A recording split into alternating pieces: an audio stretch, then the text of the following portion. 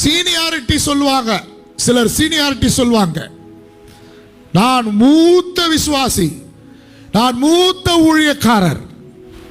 Okay, certificate வேணா நாம போட்டுக்கலாம். நான் மூத்த விசுவாசி, நான் மூத்த ஊழியக்காரர், நான் சீஃப் பாஸ்டர், நான் பிஷப்பு, நான் தான் எல்லாத்துக்கும் ஹெட், நான் தான் எல்லாத்துக்கும் தலைவன் சொல்லி.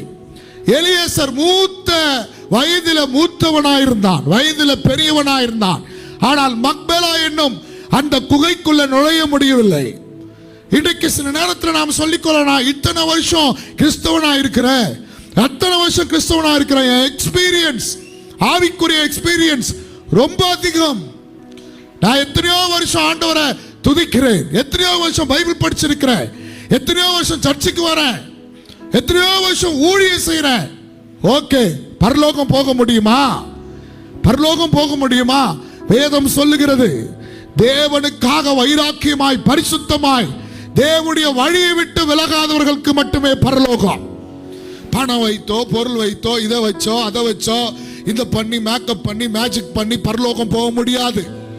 நாம உலகம் என்ன சொல்லிக்கலாம், உலகம் சொல்லிக்கொள்ளலாம், சொந்த பந்தங்கள் சொல்லிக்கொள்ளலாம், பாஸ்டர்மாருங்க சொல்லிக்கொள்ளலாம், நம்முடைய குடும்பம் சொல்லிக்கொள்ளலாம், இவர் கர்த்தருக்குள் நித்திரை அடைந்தார், இவர் பரலோகத்துக்கு போய் சேர்ந்து விட்டார், ரெஸ்ட் இன் பீஸ் சொல்லி உலகம் சொல்லலாம்.